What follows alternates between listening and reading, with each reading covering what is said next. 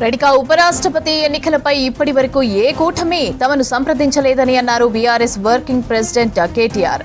ఎన్నికల తేదీ నాటికి ఎవరికి మద్దతు ఇవ్వాలో చెబుతామన్నారు. సీఎం రేవంత్ రెడ్డి పెట్టిన అభ్యర్థి అయితే తాము వ్యతిరేకిస్తామని స్పష్టం చేశారు. ఉపరాష్ట్రపతి అభ్యర్థికి మద్దతు కోసం హైకమాండ్ ఆదేశిస్తే కేసీఆర్ ను కలుస్తానని సీఎం రేవంత్ రెడ్డి నిన్న చెప్పారు. దీంతో ఇవాళ కేటీఆర్ చేసిన కామెంట్లు హాట్ టాపిక్ గా మారాయి. ఇక మరోవైపు ఉపరాష్ట్రపతి ఎన్నికలకు యూరియాకు ఫిట్టింగ్ పెట్టారు కేటీఆర్. రాష్ట్ర రైతులకు యూరియా ఇచ్చినోళ్లకు మద్దతిస్తామని చెప్పారు. ఉపరాష్ట్రపతి ఎన్నిక విషయంలో నిన్న మొన్న మరి అటు ఎన్డీఏ ఇటు ఇండియా రెండు కూటములు కూడా తమ అభ్యర్థుల్ని ప్రకటించాయి. కానీ మీకు నేను గుర్తు చేస్తా ఉన్నా, బీఆర్ఎస్ అనేది సర్వస్వతంత్రమైన పార్టీ. మాకు ఢిల్లీలో బాసులు ఎవరు లేరు. మాకు ఢిల్లీలో ఏ బాసు లేడు. మాకు ఏ పార్టీ కూడా మా బాస్ కాదు. మాకు ఎవరైనా బాసులు ఉన్నారు అంటే తెలంగాణ ప్రజలే మా బాసులు తప్ప మాకెవరు ఢిల్లీలో పెద్దలు మాకు ఆజ్ఞాపించే వాళ్ళు, మమ్మల్ని ఆదేశించే వాళ్ళు ఎవరు లేరు. మేము మా పార్టీకి ఇంతవరకు ఎవరు కూడా సంప్రదించలేదు. ఈ అభ్యర్థి కానీ ఆ అభ్యర్థి కానీ ఈ కూటమి కానీ ఆ కూటమి కానీ ఎవరు కూడా మమ్మల్ని సంప్రదించలేదు, మమ్మల్ని అడగలేదు. మేము కూడా ఒక పార్టీగా కేవలం మీడియాలో చూసిందే తప్ప ఉపరాష్ట్రపతి ఎన్నిక జరుగుతుందని మాకు ఇంతవరకు ఎవరు కూడా సంప్రదించింది లేదు, ఎవరు కూడా అడిగింది లేదు. పార్టీగా ఇంకా టైం ఉంది, సెప్టెంబర్ 9 ఎన్నిక కాబట్టి కూర్చొని ఆలోచించుకొని మేము ఎలక్షన్ తేదీ నాటికి మా వైఖరి ప్రకటిస్తాం. కానీ ఒకటి మాత్రం నేను గుర్తు చేస్తా ఉన్నా, మేము ఎన్డీఏ కూటమిలో లేము, ఇండియా కూటమిలో లేము. మాకు ఇద్దరు అభ్యర్థులకి ఎవరికి సపోర్ట్ చేయాలనే విషయంలో మాకు ఢిల్లీ నుంచి ఏ ఒత్తిడి లేదు. మాకు ఏ ఒత్తిడికి తల ఒగ్గాల్సిన అవసరం లేదు. మాకు ఢిల్లీలో ఏ బాస్ కూడా లేరు. మేము తెలంగాణ ప్రజల మూడుకు అనుగుణంగా, తెలంగాణ ప్రజల ఆకాంక్షలకు అనుగుణంగా, ఇక్కడ ప్రజల ప్రయోజనాలకు అనుగుణంగా, రాష్ట్ర ప్రజల ప్రయోజనాలకు అనుగుణంగా ఏ నిర్ణయమైనా తీసుకుంటాం తప్ప మేము ప్రస్తుతానికైతే ఏ నిర్ణయం కూడా తీసుకుంటాం. ఆయన రేవంత్ రెడ్డి గారు పెట్టిన అభ్యర్థి అయితే ఖచ్చితంగా మేము వ్యతిరేకిస్తాం. ఇవాళ జరుగుతున్నది ఏంటంటే ఒక డ్రామా, ఉపరాష్ట్రపతి ఎన్నికల విషయంలో డ్రామా. ఆ ఇద్దరు అభ్యర్థులను మేము అంత సీరియస్గా తీసుకోవాల్సిన ఆలోచన ఉంటుందని నేనైతే వ్యక్తిగతంగా అనుకోను.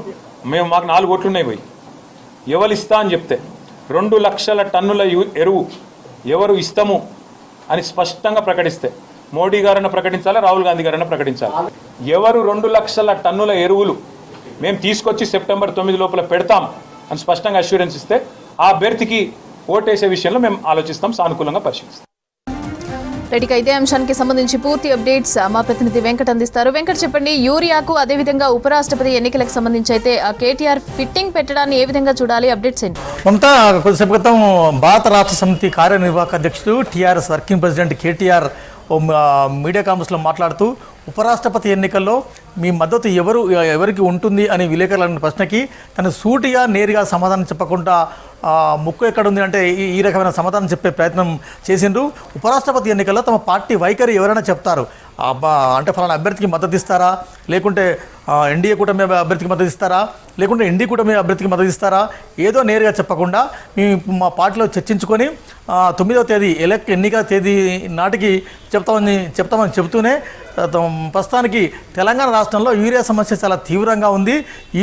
యూరియా కోసం రాహుల్ గాంధీ పార్లమెంట్లో మాట్లాడితే, లేకుంటే యూరియా సమస్యను ఎవరైతే పరిష్కారం చేస్తారో ఆ పార్టీలకి మేము ఓటేస్తామని కొంత చెప్పుకొచ్చే ప్రయత్నం చేశారు. అంటే ఈ ఆన్సర్ అనేది కొంత సిల్లీ ఆన్సర్గా రాజకీయ విశ్లేషకులు అభిప్రాయపడుతున్నారు.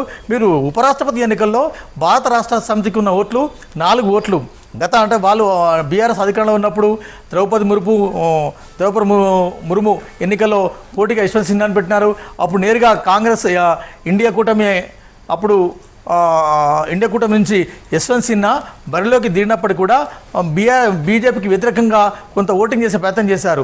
ఆ తర్వాత వస్తున్న రాజకీయ పరిణామ క్రమంలో అనేక మార్పులు చేర్పులు చోటు చేసుకున్న క్రమంలో ఇవాళ బీఆర్ఎస్కున్న 4 ఓట్లు ఎటు వెళ్తాయి, బీఆర్ఎస్కు సంబంధించిన మద్దతు ఎటు ఉంటుంది అనేది రాజకీయ విశ్లేషకులు, రాజకీయ వివిధ వర్గాలు పెద్ద ఎత్తున ఆలోచన చేస్తున్న నేపథ్యంలో కేటీఆర్ నేరుగా ఆన్సర్ చేయకుండా కొంత దాన్ని చుట్టూ తిప్పే ప్రయత్నం చేస్తున్నారు. వారి 4 ఓట్లు ఎటు పడతాయి, 4 ఓట్ల మద్దతు ఎటు ఉంటుందన్నది కేటీఆర్ నేరుగా చెప్పే ప్రయత్నం చేయలేకపోయినారు.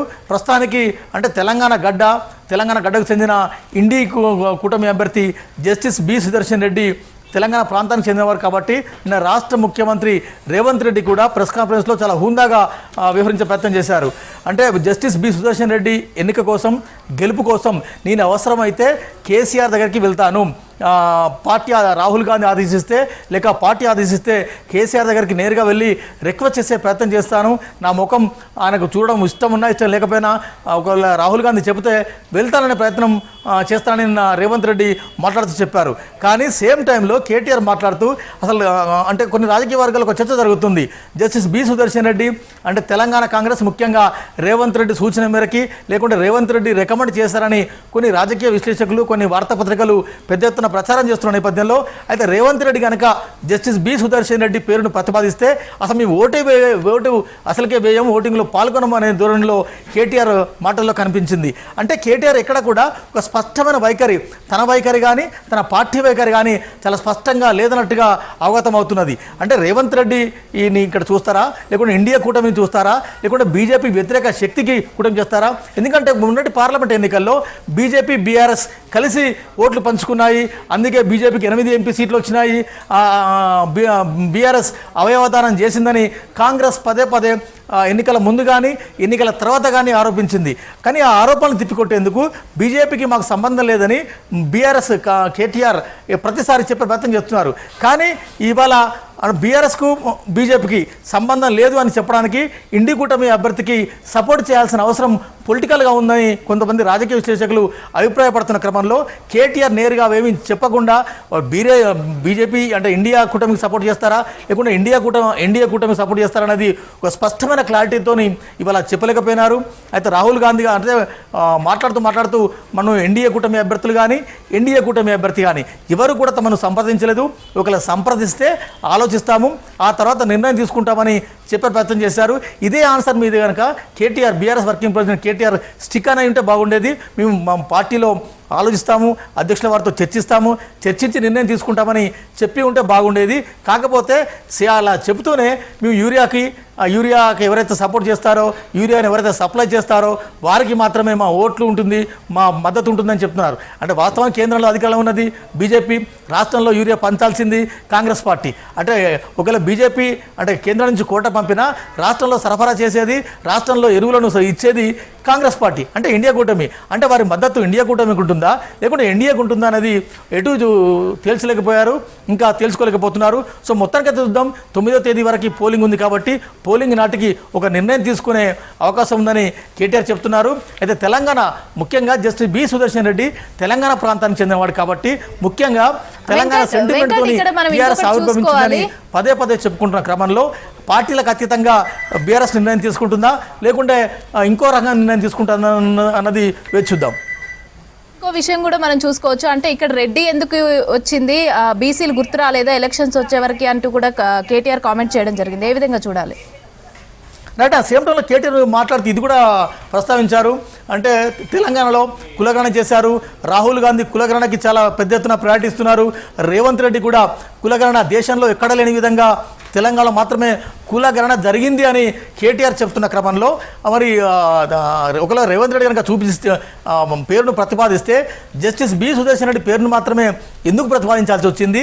రాహుల్ గాంధీ కనుక నిజంగా కులగణన మీద చిత్తశుద్ధి ఉంటే బీసీలకి 42% రిజర్వేషన్ల మీద ఢిల్లీలో అంత పెద్ద ఫైట్ చేస్తూ ఉంటే తెలంగాణ నుంచి కంచాయిలే లాంటి వాళ్ళు కూడా పెద్ద ఎత్తున తెలంగాణ ఉద్యమంలో ఉన్నారు. మొన్నటి కులగణన అంశంలో కానీ తర్వాత బీసీ రిజర్వేషన్ల అంశంలో కానీ కంచాయిలే డేవల్ నుంచి ఫైట్ చేస్తూ ఉన్నారు బీసీ సామాజిక వర్గం. అందున యాదవ సామాజిక వర్గానికి చెందిన కంచె ఐలయ్య ఎందుకు గుర్తు రాలేదని కూడా కేటీఆర్ కొంత ఇరకాటంలో పెట్టే ప్రయత్నం చేశారు. నిజంగా కూడా తెలంగాణ అంటే బీఆర్ఎస్ కానీ తర్వాత పొలిటికల్ సర్కిల్లో కొంత చర్చ జరుగుతుంది. కాంగ్రెస్ పార్టీ కనుక బీసీ అభ్యర్థిని కనుక సూచిస్తే ఇంకొంత స్టాండిటీ ఉండేదన్న ఒక చర్చ జరుగుతున్న క్రమంలోనే కేటీఆర్ అదొక మెలికపెట్టే ప్రయత్నం చేశారు. జస్టిస్ సుదర్శన్ రెడ్డి కాదు, కంచె ఐలయ్య పేరు మీరు ఎందుకు ప్రతిపాదించలేదు, బీసీల పట్ల కాంగ్రెస్కు చిత్తశుద్ధి లేదని చెప్పుకొచ్చే ప్రయత్నం చేశారు మమత.